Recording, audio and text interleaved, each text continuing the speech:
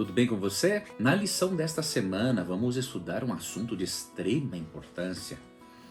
Vamos aprender pelo menos 5 dicas para você e eu lidarmos com o sofrimento. O sofrimento é um dos maiores problemas filosóficos que nós enfrentamos. Muitas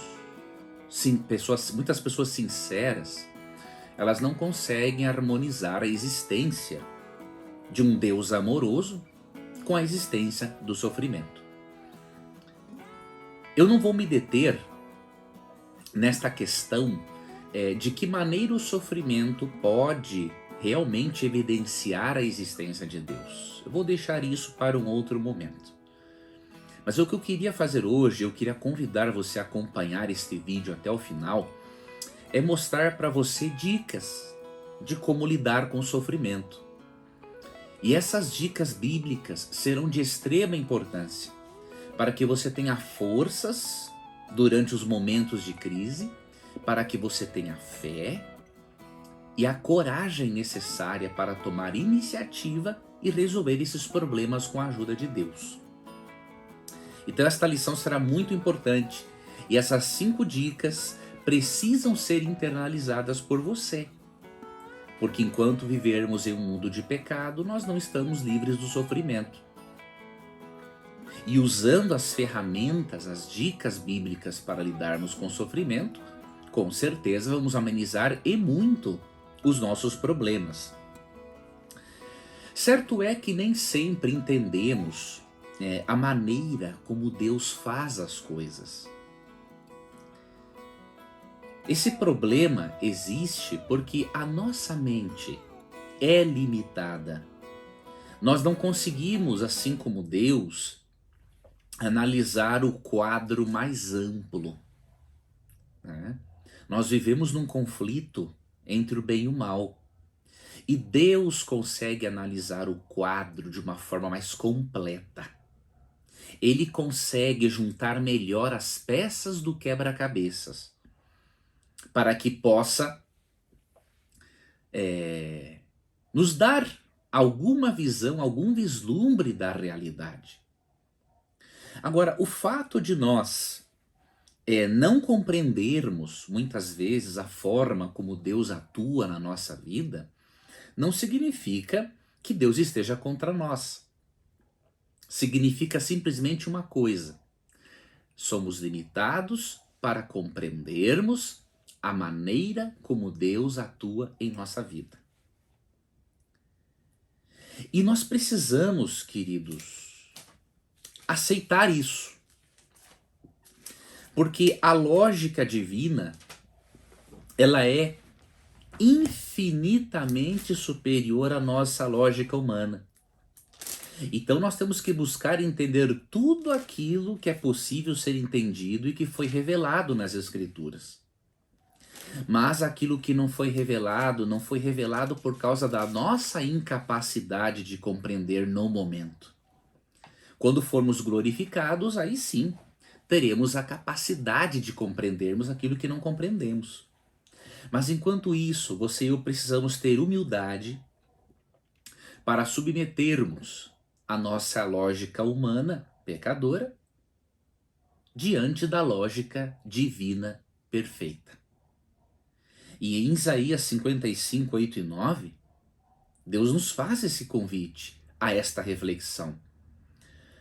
Afinal, os meus pensamentos não são os vossos pensamentos, e os vossos caminhos não são os meus caminhos, afirma Yahweh, o Senhor.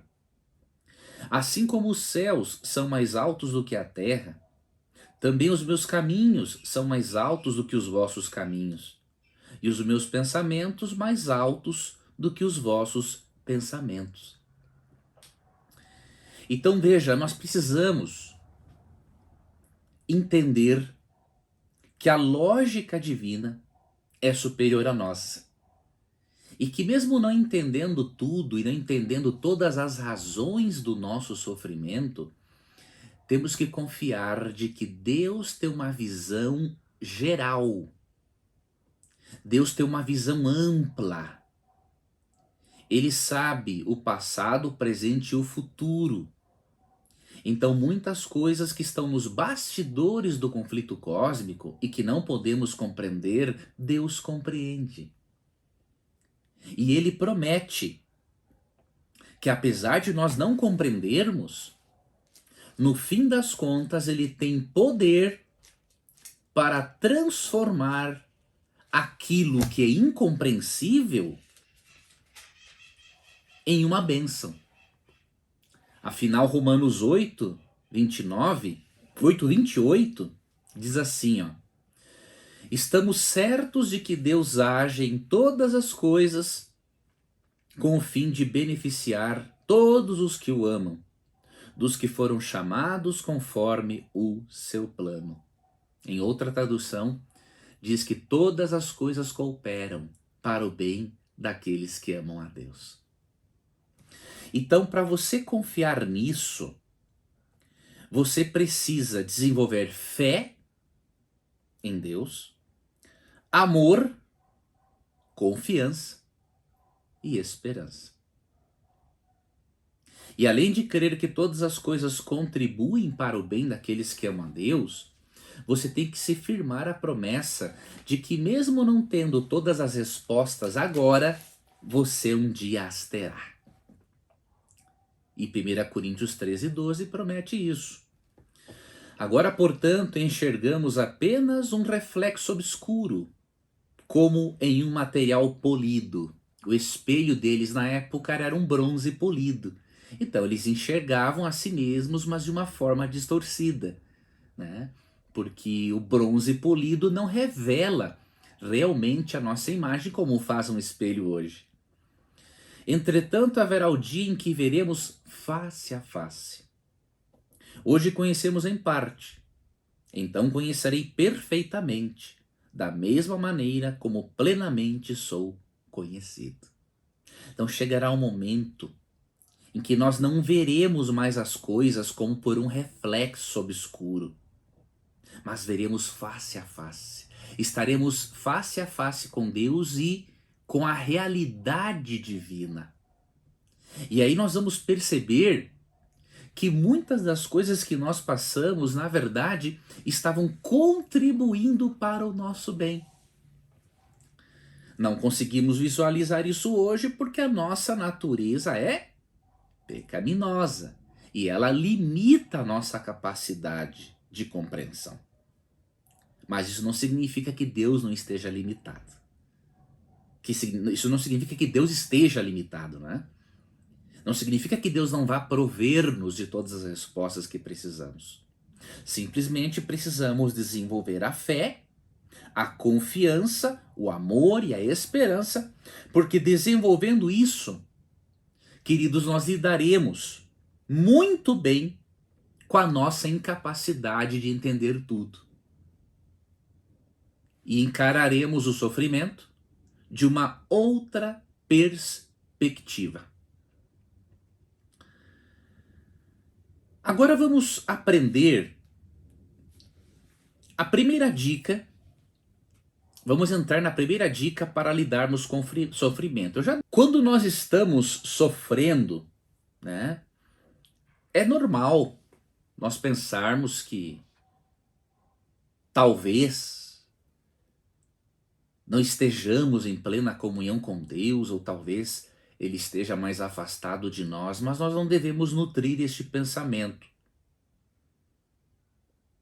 E eu vou mostrar para você o porquê. Abacuque estava nutrindo este pensamento de que Deus estava em silêncio diante da injustiça e da maldade do povo.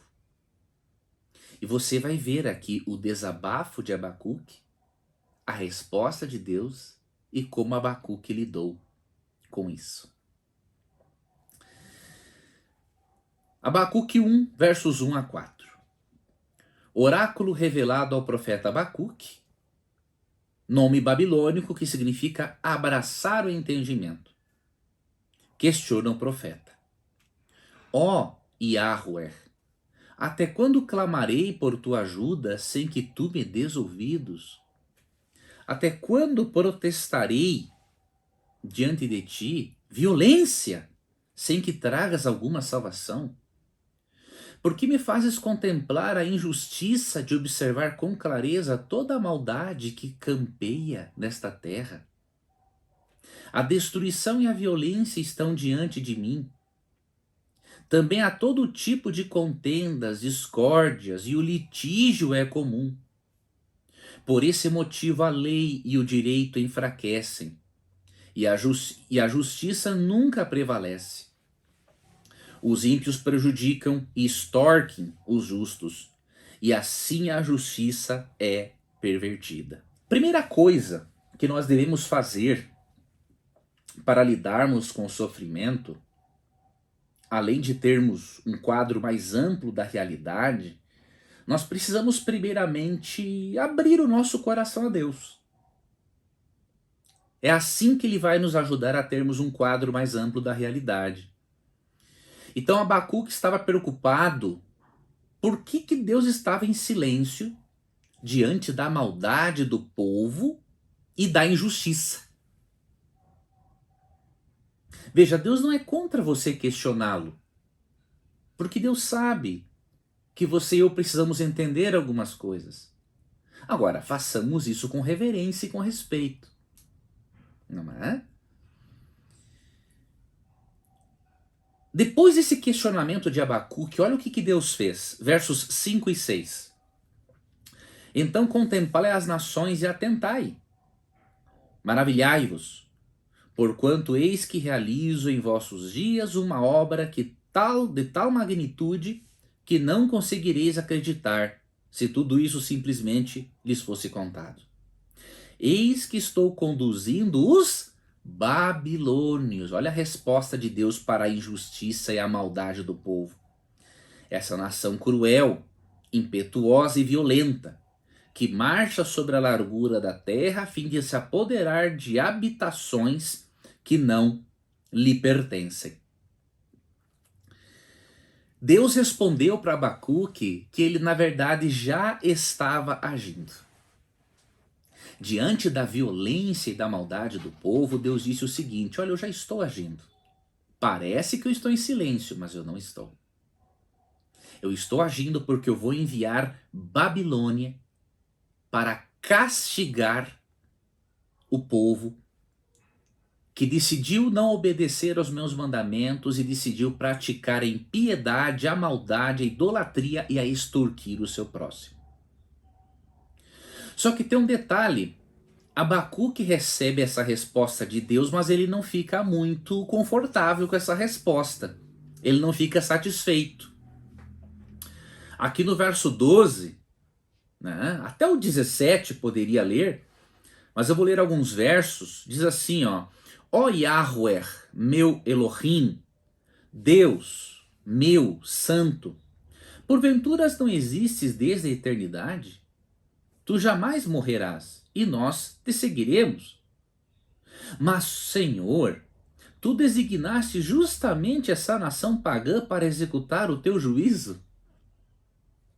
Então ele não ficou contente com essa resposta divina, porque Babilônia era um império muito perverso.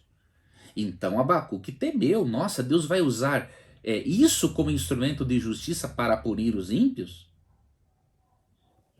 Só que ocorre algo de muito interessante. Quando você lê aqui o relato, você percebe, né, que Abacuque decide confiar em Deus. Ele decide esperar por mais respostas através da fé. E mesmo que ele não tenha concordado a princípio com a forma de Deus punir o povo, ele decidiu esperar a resposta divina. E aí nós lemos aqui o seguinte,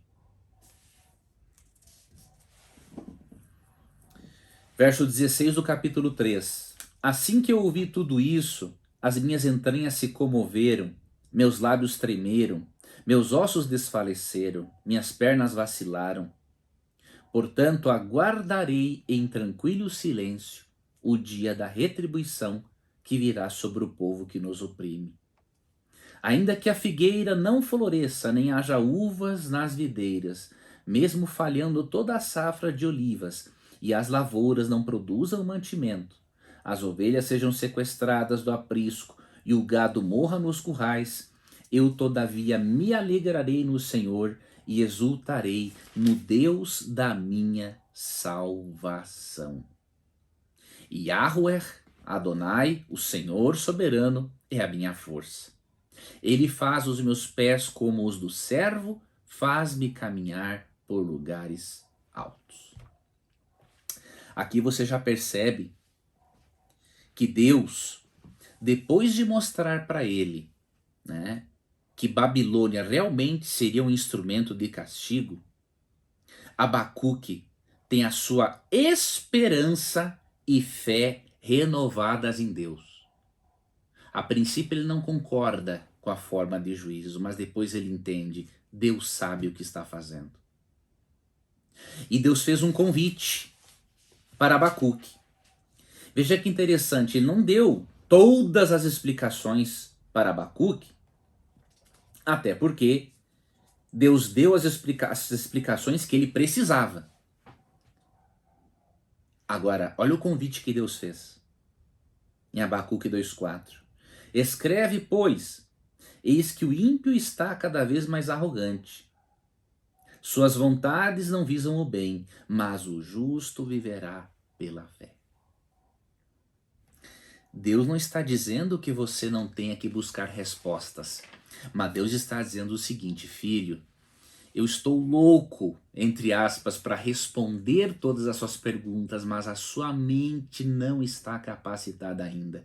Então, enquanto eu não volto em glória e majestade para tirar todas as suas dúvidas, você tem que viver pela fé em mim.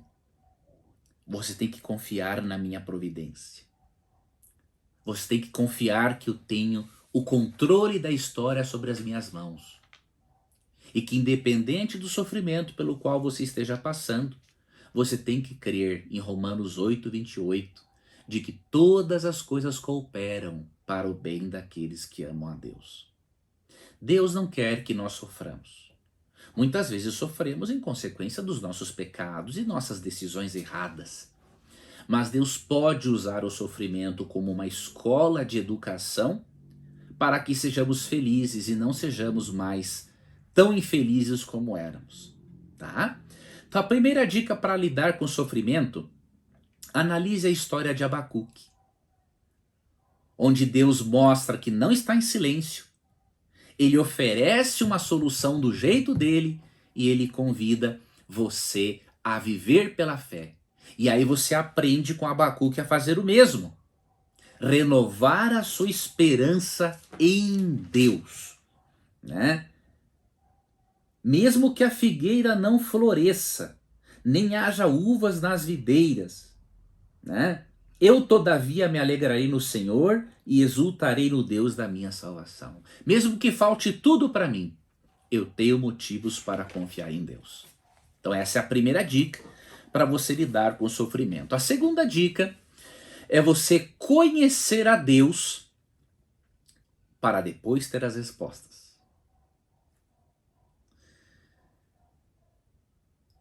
Eu quero ler para você aqui uma frase que se encontra na nossa lição, de Oswald Chambers. Olha que frase interessante, que pensamento. Você tem perguntado a Deus o que ele fará? Ele nunca vai dizer. Deus não lhe diz o que ele vai fazer, ele lhe revela quem ele é. Interessante. O que Chambers queria dizer com isso? Que Deus quer que primeiro o conheçamos para depois obtermos as respostas. Conhecendo o caráter amoroso, benevolente e misericordioso de Deus, nós vamos obter respostas para muitas das nossas perguntas. E aqui eu tenho uma coisa a lhe dizer. Muitas das perguntas que você tem ou pode ter, elas existem porque você ainda não conhece o Pai. Porque se você conhecesse de verdade o Pai, você não faria certas perguntas a nível existencial que você faz hoje. Você quer ver como Deus valoriza o primeiro conhecê-lo para depois obter as respostas? Jeremias capítulo 9, versos 23 e 24. Assim diz o Senhor: não se glorie o sábio na sua sabedoria, nem o forte no seu poder, nem o rico nas suas riquezas. Mas quem se gloriar, glorie-se nisto, em conhecer-me e compreender-me, pois eu sou Yahweh, o Senhor, e ajo com lealdade, com justiça e com retidão sobre a terra, porquanto são essas as virtudes nas quais tenho grande prazer, assevera o Eterno. Quando você conhece o caráter de Deus, certas dúvidas são dissipadas da sua mente, porque você entende que o Senhor é leal, age com justiça e retidão, né? E ele diz aqui: essas são as virtudes nas quais eu tenho grande prazer. Quando você conhece o caráter do Pai, você o ama com mais intensidade. E ao você conhecer o caráter de Deus, você vai responder a uma série de perguntas a nível existencial, inclusive em relação ao seu sofrimento. Então, primeiro, busque conhecer a Deus, para depois obter as respostas. Agora, tenha em mente uma coisa: Deus não vai revelar todas as respostas para você sobre os bastidores do conflito entre o bem e o mal e sobre a realidade da vida. Porque, repito, a nossa mente não é capacitada ainda para isso. É por isso que em Deuteronômio 29, neste capítulo e verso da humildade intelectual, Deus nos adverte, nos avisa do seguinte: os conhecimentos ocultos pertencem a Yahweh, nosso Deus. O saber revelado, entretanto, pertence a nós e a nossos filhos para sempre, a fim de que vivamos na prática de todas as palavras desta lei. Então, há conhecimentos ocultos que pertencem só a Deus e que Ele vai nos revelar quando formos glorificados, tendo a mente transformada, livre de imperfeições, para que possamos compreender aquilo que é oculto. Enquanto isto, como diz Abacuque 2,4, viva pela fé. Não uma fé irracional e sem evidências, muito pelo contrário. A fé bíblica não pode ser confundida com fideísmo. Né? Fideísmo é uma crença, né? Uma posição filosófica de que você tem que acreditar em Deus independente de qualquer coisa. Independente de provas e evidências. A fé bíblica não é assim. Ela é apoiada em evidências. Tá? Então não se esqueça disso. Primeiro, conheça a Deus para depois obter respostas. E foi isso que aconteceu com Jó. Se você ler a história de Jó, você vai ficar impressionado. Jó levantou uma série de questionamentos acerca de Deus, mas Jó não blasfemou contra Deus. Já os amigos de Jó, além de apresentarem ao profeta uma compreensão totalmente distorcida do caráter de Deus, né? Isso fez com que, de certa forma, eles pecassem contra Deus. E quando Jó porque queria estar na presença de Deus para entender o porquê que ele estava passando por isso. Por incrível que pareça, meu amigo e minha amiga que me acompanha, Deus não contou para ele que ele estava num fogo cruzado entre Deus e Satanás. Você já parou para pensar nisso? Deus não achou que seria importante e útil para Jó compreender esse aspecto do grande conflito naquela época em que ele estava. E sabe o que Deus fez? Ao invés de Deus dar explicações, Deus começa a fazer uma série de perguntas para Jó, para conscientizá-lo de que ele, na verdade, não sabia nada sobre o mundo espiritual. Em Jó 38, verso 2, quando Deus aparece para ele no meio de um redemoinho, Deus pergunta: quem é este que obscurece os meus planos com palavras sem conhecimento? Essa foi a primeira de 60 perguntas que Deus fez a Jó.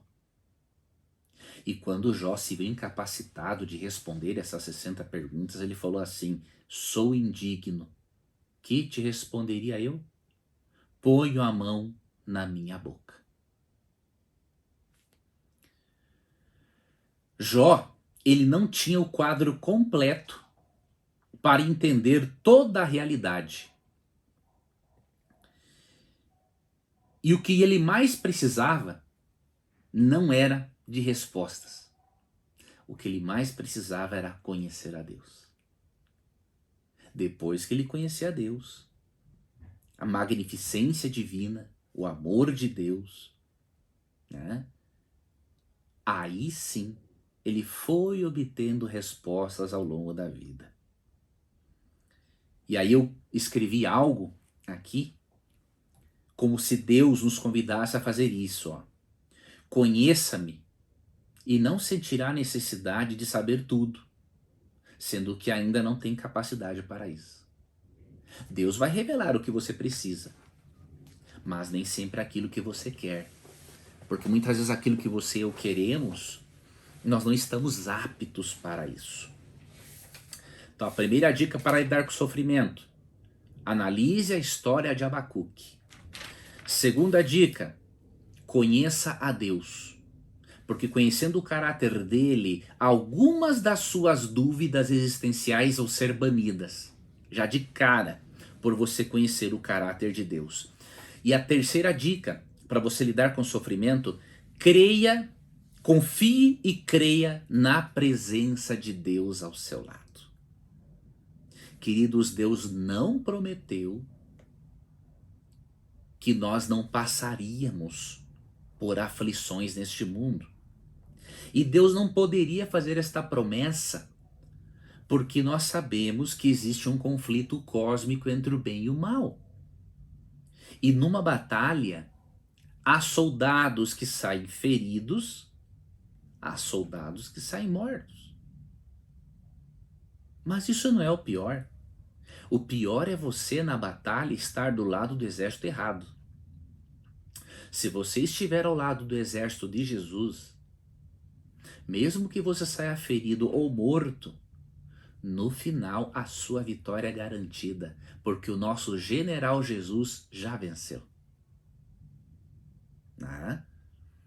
Então você tem que confiar que mesmo passando por sofrimentos, a presença de Deus continua com você.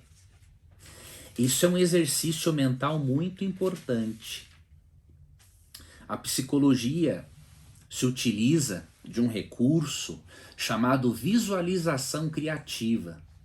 Você visualizar as coisas que você quer, as metas que você quer cumprir, aonde você quer chegar. E eu sugiro, visualize Deus ao seu lado. Porque em Isaías 41, 13, ele disse o seguinte: porque eu, o Senhor teu Deus, te seguro pela mão direita e te declaro: não temas, eu te ajudarei. Para esses judeus que estavam exilados, essa presença de Deus parecia estar muito longe. Mas Deus fez questão de garantir a eles que quando eles estavam passando por este problema, Deus não os abandonou. Ou seja, ele não foi a lugar nenhum. Ele estava do lado deles. Então Deus não prometeu nos livrar dos sofrimentos, mas ele prometeu estar conosco diante dos sofrimentos. Olha outros textos que eu quero ler aqui para você. Vamos ler. Eu vou ler esses textos depois. Tem outros textos mais para frente, tá? Mas o que eu quero que você pense é o seguinte: Deus, ele é um ser transcendente, né? Ele está além da nossa visão. Mas ele também é um Deus imanente, ou seja, que se aproxima do ser humano. Tanto que João 14 diz, né, que o verbo, o agente ativo da criação, que é Jesus, se fez carne e habitou entre nós. Então esse Deus transcendente, ele é imanente. Ele está conosco. E o Salmo 34:18 diz assim: perto está o Senhor dos que têm o coração quebrantado e salva os de espírito oprimido. Então aqui eu lhe dou uma dica. Faça uso da visualização criativa. Visualize Deus pegando na sua mão. Visualize Deus ao seu lado. Sabe por quê? Esta é uma lei da mente. O cérebro, ele não sabe distinguir entre o que é real e o que não é real. Então, quando você coloca algo no seu cérebro, ele vai acreditar. Se você pensar que Deus está longe de você, o teu cérebro vai acreditar nisso. Se você visualizar e imaginar que Deus está perto de você, teu cérebro vai acreditar nisso, tá? E eu quero te mostrar como é importante essa visualização e ao mesmo tempo você fazer um diálogo interno com você mesmo para lidar com as emoções negativas, como por exemplo, Deus está longe de mim.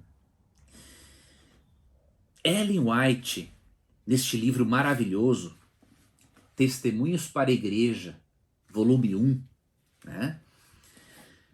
No início do livro, quando ela conta a história da sua conversão, ela nos mostra que ela fazia um diálogo interior para ela se convencer do amor de Deus por ela. Nós lemos isso na página 19, que diz assim, ó: ah, pensei, se ele tanto ama e cuida das flores, as quais ordenou de beleza, quão mais ternamente guardará os filhos formados à sua imagem? Eu repetia suavemente para mim mesma, olha, diálogo interno: sou uma filha de Deus. Seu amoroso cuidado me cerca. Serei obediente e de modo nenhum lhe desagradarei, mas louvarei sempre seu querido nome e amor por mim. E aí, como consequência desse diálogo interno, ela escreve: minha vida aparecia-me sob uma luz diferente. A aflição que me obscurecera a infância dir-se-ia ter intervindo misericordiosamente em meu favor para minha felicidade, desviando meu coração do mundo e de seus prazeres que não satisfazem. Então você percebe, um diálogo com o próprio eu, ele é importante. É uma forma de você trabalhar a mente, né? Para que você possa convencer a si mesmo, a si mesma, de que Deus está acima dos teus sentimentos. Se Ele disse que está perto de você, você tem que acreditar. Ok? Então essa é a outra dica: confie e creia na presença de Deus ao seu lado. Quarta dica, estamos indo para o final, para você lidar com o sofrimento. Creia que os planos de Deus para a sua vida são os melhores. Você tem que confiar de que Deus tem planos maravilhosos para a sua vida. Se você não crer que Deus tem bons planos para a sua vida, você vai viver atormentado, vai viver atormentada, vai viver na dúvida, vai viver na descrença, no medo, ou seja, a sua vida será sombria. Então você tem que alimentar a confiança de que, sendo um pai amoroso, infinitamente melhor que os nossos pais, é óbvio que Deus vai desejar o que é melhor para nós. Veja o que está em Jeremias 29, 11 a 14. Você tem que ler esse texto e crer nele e exercitar a sua fé na revelação escrita. Jeremias 29, 11 a 14, diz assim: Porquanto somente eu conheço os planos que determinei a vosso respeito, declara Yahweh, planos de vos fazer prosperar e não de vos causar dor e prejuízo. Deus não quer trazer dor e sofrimento. Planos para vos dar esperança em um futuro melhor. Então me invocareis e chegareis a mim para orar, e eu vos darei toda a atenção. Vós me buscareis e me encontrareis quando me buscardes de todo o coração. Está aqui. Esse texto é um convite a nós confiarmos de que Deus tem os melhores planos para a nossa vida e de que, se nós o invocarmos e orarmos, Ele vai dar atenção a nós, e Ele também promete que, se nós o buscarmos de todo o coração, nós o encontraremos. E encontrando a Deus, encontraremos o seu amor por nós e obteremos as respostas que nós precisamos. E a quinta e última dica para lidarmos com sofrimento: encare a disciplina de Deus como um ato amoroso de um pai preocupado. Quando você for disciplinado por Deus, seja de forma direta ou indireta, seja por meio de pessoas ou por meio da igreja, você tem que encarar a disciplina como um ato amoroso de um pai preocupado. E eu vou mostrar para você o texto bíblico sobre isso. Qual pai, qual mãe que ama e não disciplina os seus filhos? Né? Então vamos ler aqui Hebreus, capítulo 12.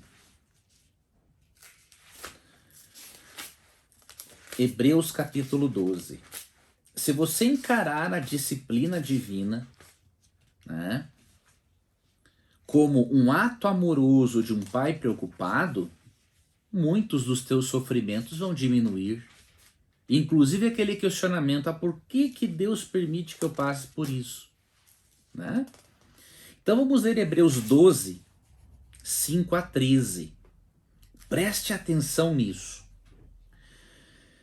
E estáis esquecidos da palavra de encorajamento que ele vos dirige, como a filhos. Agora vamos ver que palavra é essa. Meu filho, não desprezes a disciplina do Senhor, nem desanimes quando por ele és repreendido. Pois o Senhor disciplina a quem ama e educa todo aquele a quem recebe como filho. Qual pai e mãe, cristãos e consagrados, não vão amar ao ponto de disciplinar e de educar os seus filhos? Imagine o Pai Celestial. Verso 7. Suportai as dificuldades, aceitando-as como disciplina. Deus vos trata como filhos. Veja, a disciplina de Deus não é para destruir. Não se confunda disciplina com castigo, né? Castigo é para ímpios e haverá um castigo final no juízo. A disciplina causa um incômodo, né? Mas ela não é um castigo. Ela tem um propósito corretivo e redentivo e não um propósito destrutivo. Repito, a disciplina de Deus tem um propósito corretivo e redentivo e não um propósito destrutivo. Grave bem isso. Suportai as dificuldades aceitando-as como disciplina. Deus vos trata como filhos. Ora, qual filho que não passa pela correção de seu pai? Mas se estáis sem orientação, da qual todos se têm tornado participantes, então não sois filhos legítimos, mas bastardos. Além do mais, tínhamos nossos pais humanos que nos educavam e nós os respeitávamos. Quanto mais devemos toda a obediência ao Pai dos Espíritos para então vivermos? Porquanto nossos pais nos disciplinavam por um espaço curto de tempo, da forma que melhor lhes parecia. Deus, entretanto, nos corrige para o nosso bem maior. Olha, não é uma correção para castigar, para o nosso bem maior, a fim de que possamos participar plenamente da sua santidade. Toda correção de fato, no momento em que ocorre, não nos parece ser motivo de contentamento, mas de frustração. Mais tarde, no entanto, produz fruto de justiça e paz para todos aqueles que por ela foram disciplinados. Então você percebe, Deus pode usar o sofrimento como uma escola para nos disciplinar visando um bem e uma felicidade maiores, né? E curioso que nesse contexto de Hebreus 12, quando você lê Hebreus 11, ali fala da galeria dos heróis da fé. E ele é dito que esses heróis da fé foram pessoas que perseveraram em meio às adversidades, né? E que concluíram a carreira da fé. Porque viram em certas adversidades instrumentos de Deus para a melhora do caráter deles. Agora, qual é o segredo de passar, diríamos, praticamente ileso desse tipo de disciplina? Qual é o segredo para vermos que Deus os disciplina como um pai amoroso preocupado e não como um juiz castigador? O segredo está em Hebreus 12, 2. Dê uma olhada. Olhando fixamente para o autor e consumador da fé, Jesus, o qual, por causa do júbilo que lhe fora proposto, suportou a cruz, desprezando a vergonha, e assentou-se à direita do trono de Deus. Esse texto está dizendo que se você quiser encarar a disciplina de uma forma correta, assim como os heróis da fé, você tem que manter os olhos em Jesus e não em você mesmo. Devemos olhar firmemente ou fixamente para o autor e consumador da nossa fé. Você deve focar os olhos, a atenção em Jesus e não nos problemas. A atenção em Jesus e não em você mesmo. Por quê? A resposta é simples. Primeiro, porque é Jesus quem vai lhe dar a força para suportar as provações e para ser um cristão feliz. Segundo, é apenas olhando para Jesus que nós podemos receber forças para suportarmos as adversidades da vida. E é apenas olhando para Jesus que adquirimos a maturidade espiritual e emocional para não pensarmos que Deus é um gênio da lâmpada mágica que está ali só para atender a todos os nossos pedidos. mimados e egoístas. Deus tem a forma dele de agir. E como os pensamentos dele são muito mais altos do que os nossos, como diz Isaías 55, 8 e 9, como a lógica dele é infinitamente superior à nossa, nós precisamos submetermos a nossa lógica à lógica divina. E aí, em João capítulo 14, verso 27, Jesus disse: Deixo-vos a paz, a minha paz vos dou. Não vou lá dou como o mundo a dá. Não permitais que vosso coração se preocupe, nem vos deixeis amedrontar. Cristo está fazendo um convite. Primeiro ele está dizendo o seguinte: olha, eu não vou deixar vocês sem recursos para enfrentarem problemas, sofrimentos e passar por alguma disciplina corretiva. Eu vou deixar para vocês a minha paz. Paz que, de acordo com Filipenses 4,7, excede a todo entendimento. Então Jesus deixa recurso para você. Ele não promete livrar você de todos os sofrimentos, mas ele promete estar com você em todos os sofrimentos. Mas ele vai lhe livrar de outros sofrimentos, quando esses não têm um propósito redentivo e corretivo. E outro texto que eu deixo para você, João 16:33, que diz assim: Eu vos preveni sobre esses acontecimentos para que em mim tenhais paz. Neste mundo sofrereis tribulações, mas tende fé e coragem, eu venci o mundo. Jesus não prometeu que não sofreríamos tribulações, mas ele prometeu que a vitória dele sobre o mundo seria a nossa. E por isso ele nos chama para termos fé e coragem. Com fé e coragem, nós podemos superar qualquer barreira diante de nós. E quando lemos Hebreus 12, 1 a 13 sobre a disciplina, chegamos a uma seguinte conclusão. Deus, em Hebreus 12, nos dá instrução espiritual para a nossa sabedoria, felicidade e preparo para a volta de Cristo. A disciplina corretiva de Deus tem o propósito de nos dar sabedoria, felicidade e preparo para a segunda vinda de Cristo. Eu espero que esta lição tenha lhe ajudado. Eu espero que essas 5 dicas para lidar com o sofrimento tenham sido úteis para você. E eu desejo de todo o coração que, mesmo que os teus sentimentos digam o contrário, você creia que Jesus, que Deus está perto dos que têm o coração quebrantado e salva os de espírito oprimido.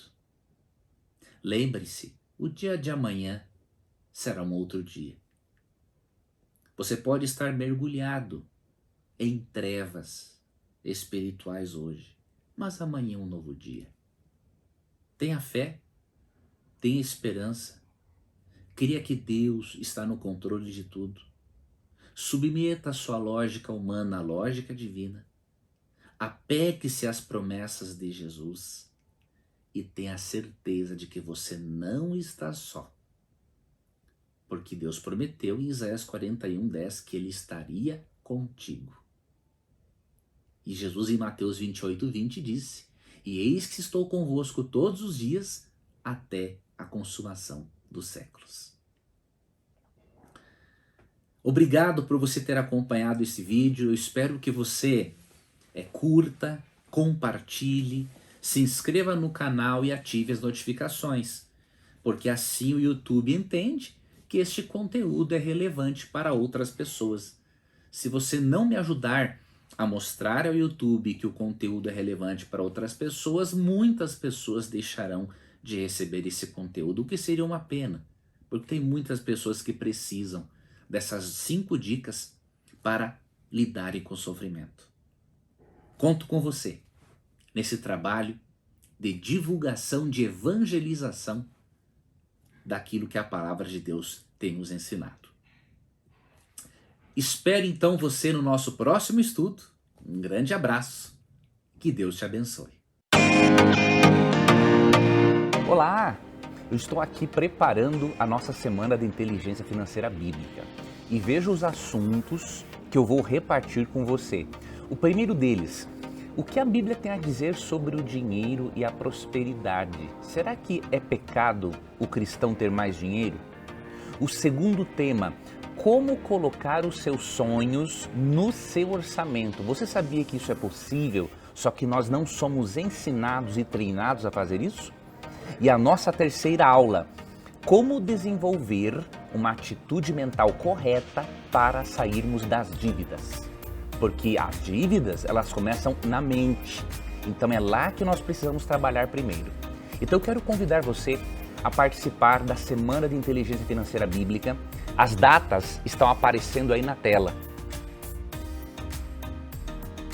Então clique, participe, entre no grupo do WhatsApp, porque ali nós vamos passar para você os links das lives que serão feitas no YouTube e também os materiais sobre as aulas também. Você vai receber muita coisa, vai ser um prazer ter a sua companhia nesse seminário.